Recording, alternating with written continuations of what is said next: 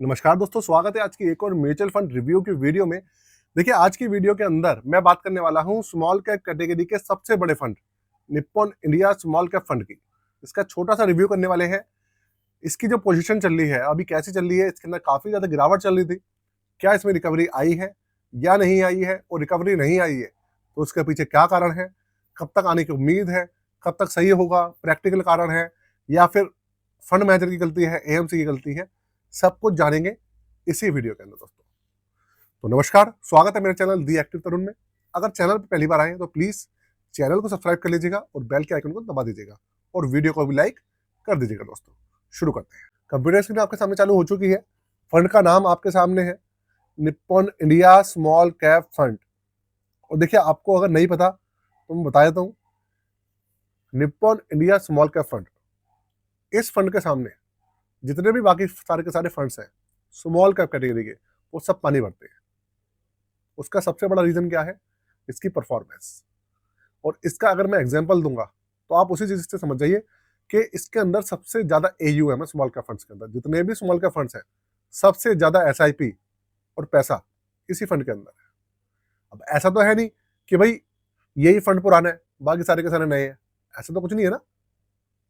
ये फंड जितना पुराना ये है, इतने ही पुराने दूसरे फंड्स हैं। एसबीआई देख लीजिए, एचडीएफसी, कितने पुराने फंड्स हैं, फिर भी एयूएम इसके अंदर ज्यादा है। उसका रीजन वही है यार, परफॉर्मेंस इसकी हमेशा अच्छी रही है।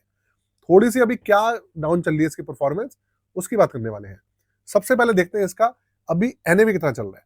देखिए, एनएवी इसका चल रहा है 191 रुपए 16 पैसे।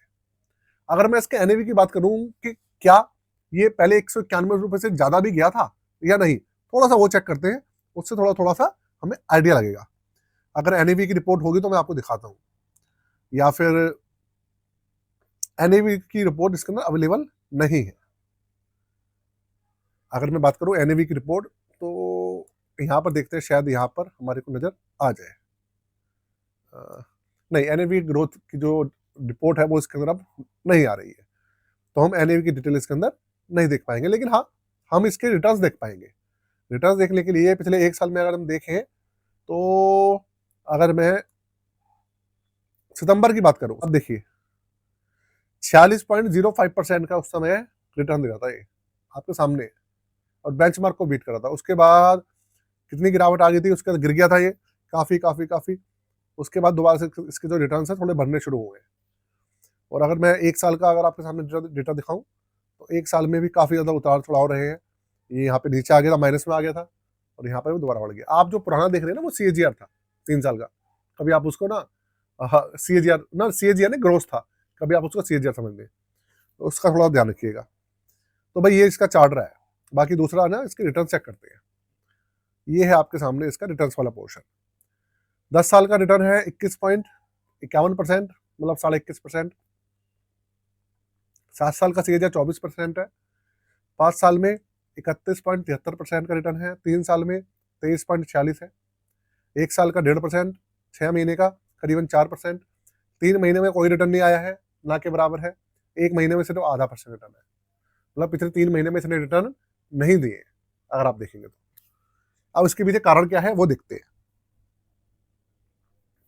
एनएवी इसका भी, अब देखिए रैंकिंग इसकी गिर गई है, 5 स्टार से गिर के 4 स्टार पे आ गया पहली बात। और जो एनएवी है 196 रुपए से 191 रुपए चल रहा है, मैंने आपको बता ही दिया है। पोर्टफोलियो देखते हैं तब पता लगेगा, थोड़ा मोटा मोटा। 95.87%, मतलब 96% पैसा इन्होंने मार्केट में लगा दिया है। ऑलमोस्ट पूरा पैसा ही लगा हुआ है। 4% के आसपास कैश है इसमें, और 237 इसमें स्टॉक्स हैं। और मिड कैप के अंदर करीबन 50% है, स्मॉल कैप में करीबन 33% है, और बाकी पैसा लार्ज कैप में है। 50% मिड कैप और 33% है स्मॉल कैप। लार्ज कैप के अंदर बाकी बचा हुआ सारा सारी डिटेल्स गई हुई है। और सेक्टर है इसके अंदर 10। इंडस्ट्रियल सेक्टर है 20.50, फाइनेंशियल सेक्टर है 16%, कंज्यूमर डिस्क्रिशनरी है 15%, मटेरियल 13%, और कंज्यूमर स्टेपल 10%। बाकी 9% के आसपास कुछ है। तो कुल मिला के ये जो दिख रहा है ना, जो इसके अंदर गिरावट दिख रही है, अब मैं आपको बताऊं। फंड मैनेजर देखते हैं, क्या फंड मैनेजर तो चेंज नहीं हुए, इसको थोड़ा सा देख लेते हैं। ये देखिए आप, समीर जी इसको मैनेज कर रहे हैं 2017 से, और अभी भी वो ही है, तो फंड मैनेजर भी चेंज नहीं हुए।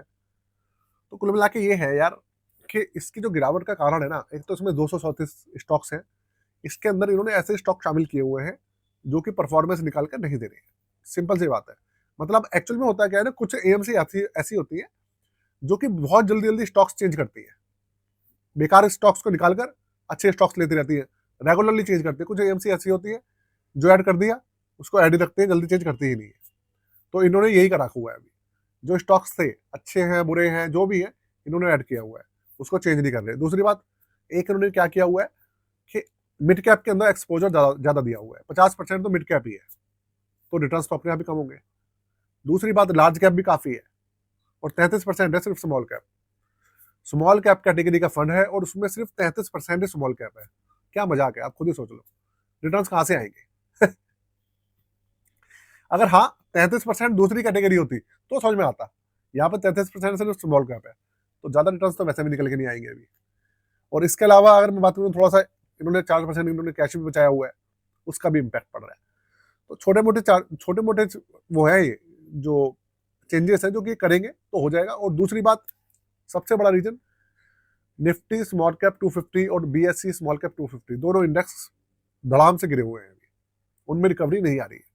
जब उनमें रिकवरी आएगी तो इसके अंदर भी अपने आप रिकवरी देखने को मिलेगी। सबसे बड़ा कारण ये है। बाकी इसके और जो चार्जेस वगैरह वो देख लेते हैं। देखिए CAGR है 24.80%, 12 साल का। और एक्सपेंस रेशियो में कोई बदलाव नहीं है, 0.63% ही अभी। और एक्सिट नोटिस का 1%, वो भी सेम है। और करीबन ये देखो आप, 69,000 करोड़ के आसपास है इसका AUM। सोचो 69,000, बढ़ रहा है लगातार। और 100 रुपए से मिनिमम SIP में चालू हो जाती है। तो छोटी सी वीडियो बनाई दो दोस्तों, अगर अच्छी लगी तो यार लाइक कर दीजिएगा। और अगर अपना पोर्टफोलियो बनवाना हो, रिव्यू करवाना हो, तो आप करवा सकते हैं। डिस्क्रिप्शन के अंदर मैंने व्हाट्सअप नंबर दिया हुआ है।